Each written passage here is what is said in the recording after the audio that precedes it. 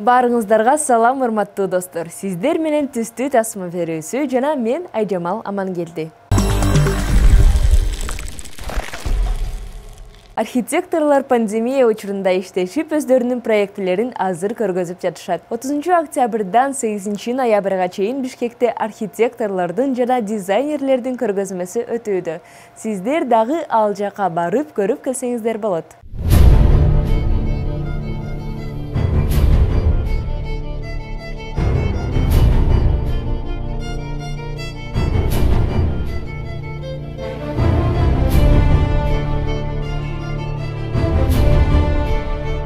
Бишкекте Кыргызстандын дизайнерлери жана архитекторлору көргөзмө өткөзүп жатышат. Бул көргөзмөнүн уюштуруучусу Кыргызстандын дизайнерлеринин уюмдарынын ассоциациясы, долбоорлор, имараттар жана архитекторлордун конкурстук иштери.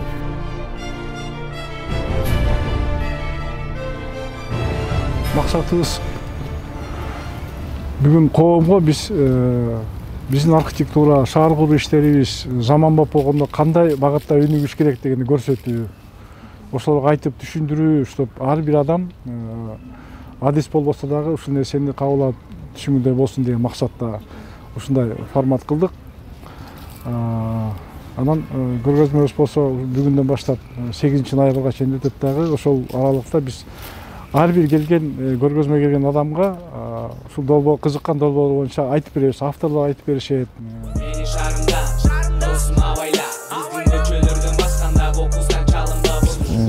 Бул биздин шаарда эле жаш шаар, Бишкек шаары бар. Эми Кыргыз жаш өлкөнүн жаңы борбору дегендейчи. Азыр көп нерселер ар кайсында стилде кетип баратат. Бир убакыт, канчалык убакыт өткөндөн кийин мунун баары тең бир өзүнүн калыбына келет болуш керек. Ошол нерсе азыр ар бир архитектор баягы изденип жүрөт. Не только архитектор, баягы мындай бул жерде элдин да мнениясы бар да, ошолор баары тең бир мындай чогуу умтуп отуруп, бир убакыт өткөндөн кийин бир калыптанат деп ойлойм да.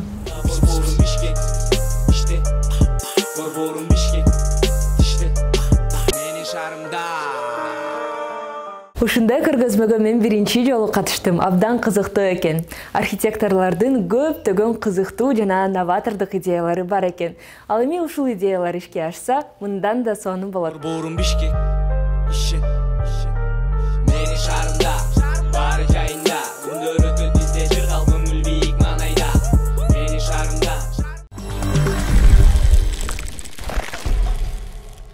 Архитекторлордун пландары ишке ашат деп үмүттөнөбүз. Ал эми кийинки видеодо адам уктабаса эмне болот деген кызыктуу суроого жооп бергенге аракет кылабыз.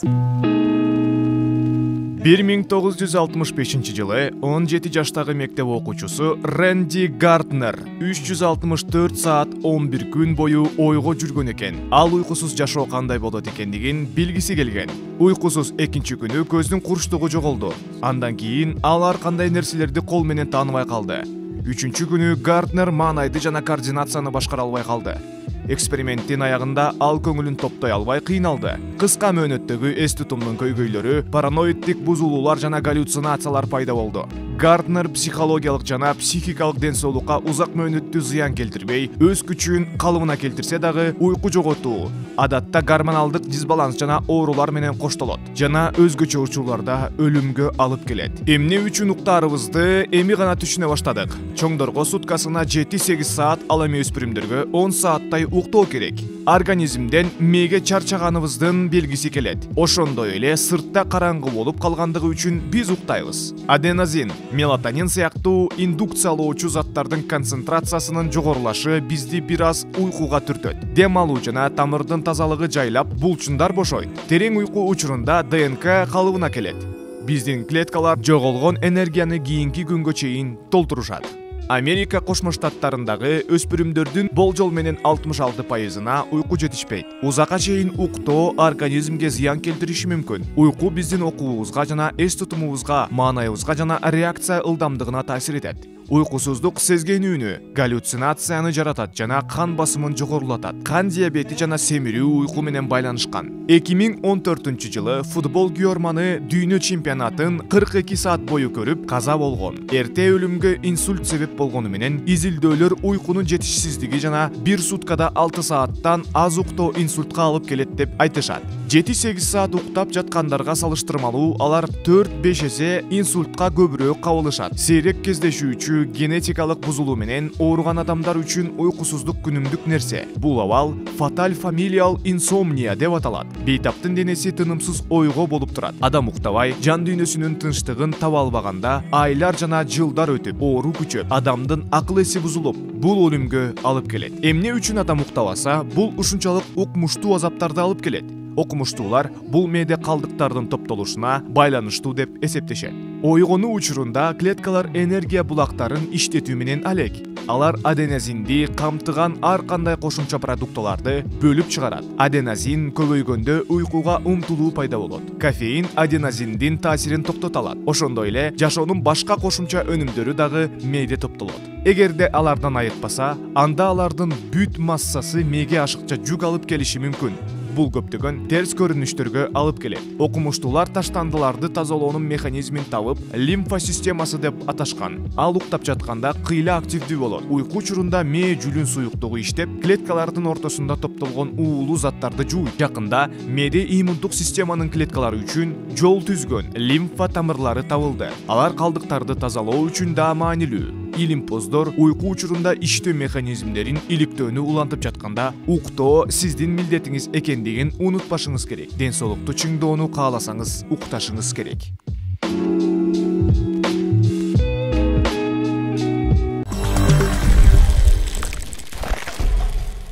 Ал эми адамдын эмгегин жемиштүү кылыш үчүн дурус уйку керек. Кийинки видеобуздун каарманы Кыргызстандын дизайнери Залкар көп эмгектенип, чоң жетишкендиктерге жетти. Маекке көңүлүңүздөрдү буруңуздар.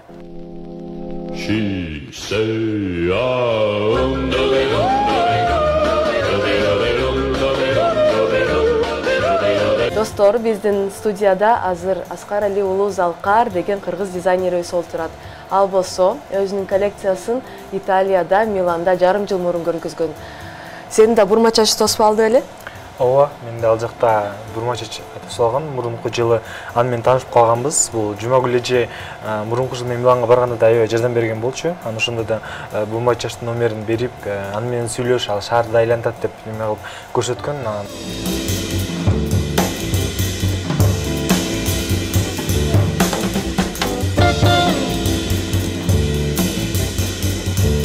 Milanda жүргөнүмө 5 жыл болду. Италияда жүргөнүмө быйыл 8 жыл болот.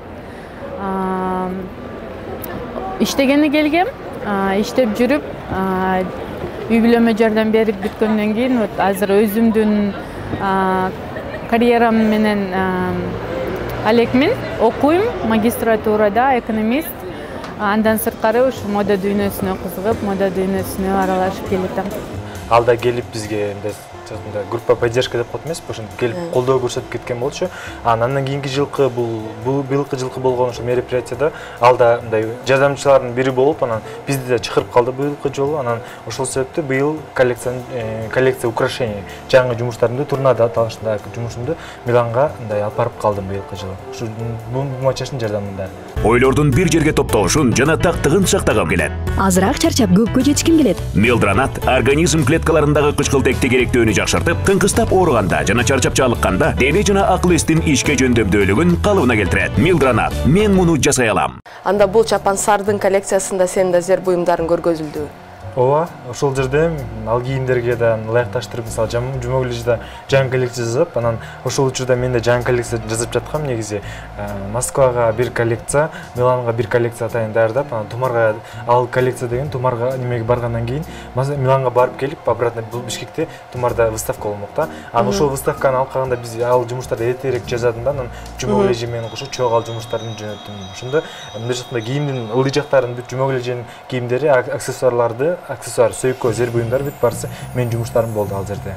Ал менин жаңы коллекциям, ал коллекциянын аты Турна деп аталат. Турна это мындай перевод ошондо неме болгондо журавль дурушатында ал бир жаздагы эрте жаздагы бир жаңы неменин жаңылык келүүнүн бир неменин образын берет ал. Ошол себептен бул коллекцияда турна деп жаңылануунун берчү образ деп ошол турна деп атадык. Ошол коллекция Миланга барып келди жумагүлүшүн кийимдер менен кошо. Сен жарым жыл мурун Миланга кантип келдиң эле? Мурунку жылы Миланга барып калган себебим Aspara Fashion Week деген конкурстан 2008 жылы мен гран-при утуп алгам. Ал жерден гран-при утуп алып, анан сертификат Миланга бесплатно бекер катышууга алар сертификат берген. Ал жерде Matmut Milan Fashion Week Миланга катышууда негизи 5000 евро турат. Ал чындыгында студентке аябай эле кымбат баадагы неме сертификат. Анан ошол немени бесплатно катышып кел деген маанинде мага сертификат беришкен, ошол гран-при утуп алып. Ошонун негизинде мен Миланга барып калдым жана ал жактан коллекциямды көрсөтүп, анан бума чачтар менен ошол таанышып калганым бар. Сен ошо коллекция жөнүндө айтып берсең болобу? Ал коллекциям мурунку жылы эле жасалган жумуштарым, бирок жаңы кошулган.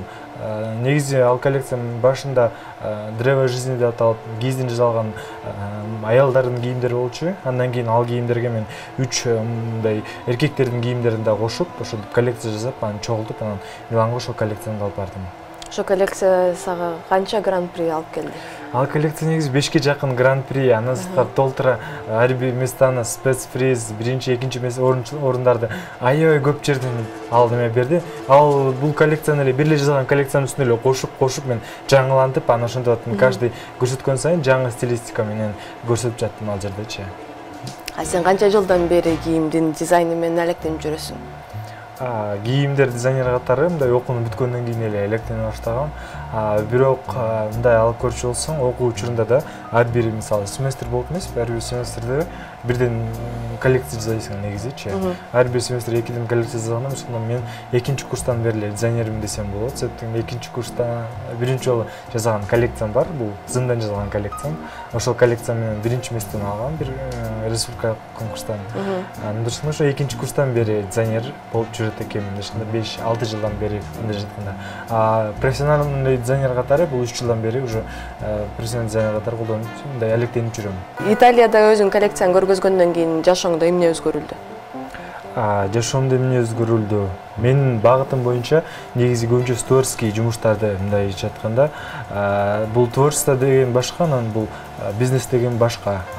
Бул негизи Milan Fashion Week'тин немеси, максаты деген көбүнчөсү бул насибилный адамдар кие алчу кийимдерди жана бул байерлер менен дизайнерлерди тааныштыруу, алардын ортосунда алар мостик болуп бере алат.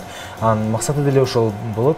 Мен ошону түшүнгөндөн кийин, мындан кийинки мен өзүмдүн багытым көбүнчө творческий жумуштарды эмес, адамдар кие алчу жумуштарды, ошондой кийимдерди сатуу, украшенияларды жасаган жумуштарды кайра сатуу максатында ошол багытта мен багытым өзгөрдү десем болот. Азыркы учурда сен келечекке кандай максаттарды койдуң? Келечекке мындай албетте бул зер буюмдарды өнүктүрүү, кыргыз немесинин кыргыз сферасында негизи зергерлердин немеси аябай артта калган. Кийимдер боюнча аябай алдыда биздин эме. Ошол зер буюмдарын өнүктүрүү максатында мен өзүмдүн студиямды ачсам деген пландарым бар. Анан албетте бул кийимдер жагы да артта калбайт. Албетте аны менен кошо кийимдер да, аксессуарлар да бир немеде кете берет.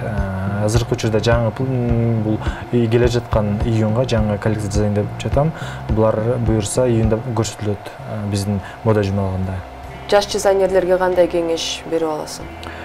Жаш дизайнерлерге мен да биринчи курстан бери ошол студент катары жүрүп, анан кийин азыркы учурда түшүнгөн учурум бул университет деген творчество кылганга, жасаганга үйрөтөт. Тиккенге бүт бир сулуу нерсени жаратканга үйрөтөт, бирок ошол нерсени сата билүү үйрөтпөйт. Кийинки жашоосун өзүң алып кетүүгө туура келет да. Анан ошол себептен ал финансы жагынан, мындай жагынан университеттерде атайын сабактар өтүлбөйт биздин университеттердечи. Анан бул жаш дизайнерге айтарым, ошол багытын биринчи курстан баштап ар кандай курстарга барып, өзүнүн ошол багытын да өчүтсүн деген максатта. Себеп дегенде бул жумушту жасадың, бирок сата албагандан кийин андан сага дизайнер катары эч кандай неме болбойт да. Эгер сен ал сатып, анан кийинки жумушуңду жасаш үчүн сага финансый акча керек. Ал жагы аябай биздин начар. Анан ошол себептен сатышың керек. Бул нерсени ал биринчи курстан үйрөнүүгө сөзсүз керек. Көбүнчөсүндө бизде да эмеспи? Художниктер негизи эле аябай кедей калып болушат негизичи. Жасаган жумуштарын, алардын жан дүйнөсүн карасаң, ушунчалык бай жумуштар алардын жумуштарычы. Бирок жумуштарын сата алышпайт. Ошол жагын пиар жагын көбүрөөк неме кылсын, СММ жагын көбүрөөк неме кылсын, алар мындай үйрөнсүн ошол багытта өз жумуштун сата алганга. Ошону кеңеш берет элем. Атайын курстарга сөзсүз баргыла. Бул биздин азыркы учур современный жашообуз бул ошол нерсени талап кылат. Ушул менин кеңешим аларга. Рахмат Залкар келгениңе. Миланда көрүшпөйбү, Бишкекте көрүшүп калдык.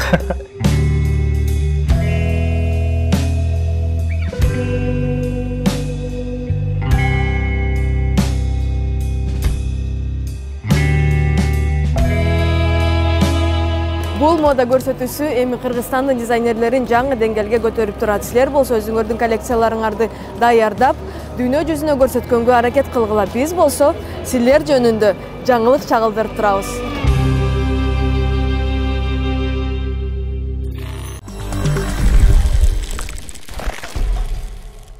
Залкар мода тармагындагы Кыргызстандын тарыхын куруп жаткан адам. Ал эми Тентек тобу кийинки видеодо өлкөбүздүн тарыхын анимация аркылуу кантип чагылдырганын көрүңүздөр.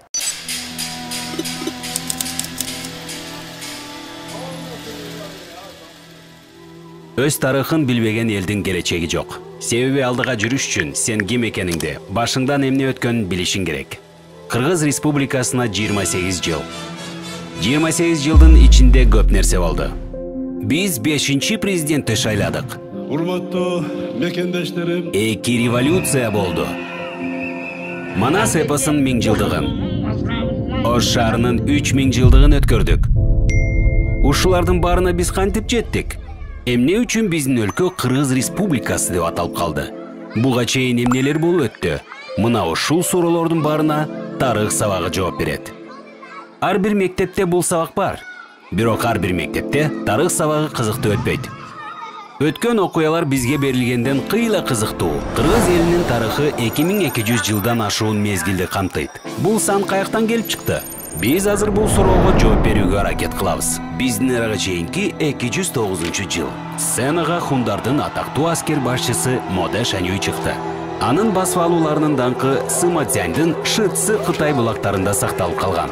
Кыргызстандын тарых окуу китептеринде ал ышкырып учкан жебелер, өзүн минип жүргөн тулпарын, аялын жана атасын өлтүргөн хан деп эсте калган. Ал уруу артынан урууларды басып алган.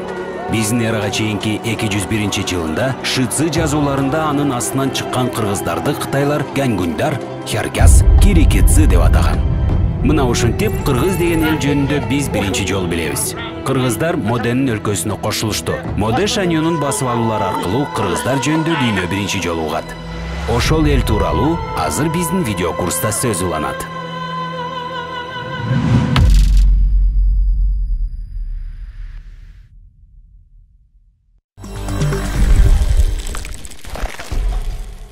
Чыгаруубуздун аягында Кыргызстандык Курултай тобунун ырын коюп беребиз. Рахат алууга даяр болуңуздар.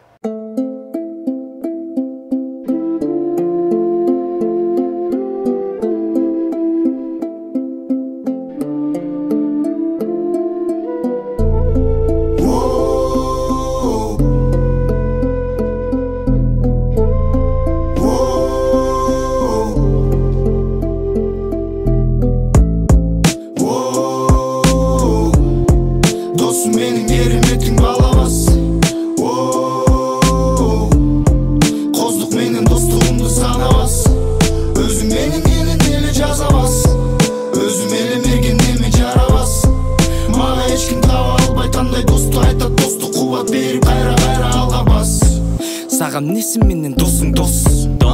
Досуң үчүн досум төштү тос. Сагам не болсо досуң бос. Достор менен було бонду сос. Досум барда айткан жоксуң, досум табам айттай токсуң. Жоксуң анда келсем кеттиң келгидей. Өзүң болсо кубат досуң, сөзүң болсо куулап жосу. Босу бекем деле бекем белгидей. Досум бери келе бери берилей. Досум барда эч нерседен кейбей. Достор барда эч нерседен кемибей. Коздоп алар кечкирсе да мемирей. Досум менин кереметиң балабас. Коздук менен дос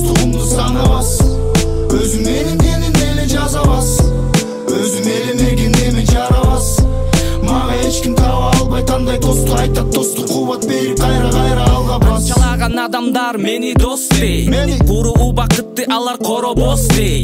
Кебир эй досторың соз дей, кебир дос сос дей. Чымбы калпы мамиле, чыкты калктан бар эле. Мен сага жардам беремин, если будешь на нуле. Досум мага керек эмес, сенден пайда же зыян. Мен сен үчүн селде ягам, жок дегенде бол кыян. Ала тоодой бек бололу, досум чеп бололу. Улдарыбыз урматтап, улуу тек бололу. Ала тоодой бек бололу, досум чеп бололу. Улдарыбыз урматтап, улуу тек бололу. Досум менин кереметин алабас. Коздук менен достугумду санабас. Өзүм менин менен эле жазабас. Өзүм эле мергендеме жарабас. Мага эч ким таба албай тандай достук айтат. Достук кубат берип кайра алга бас.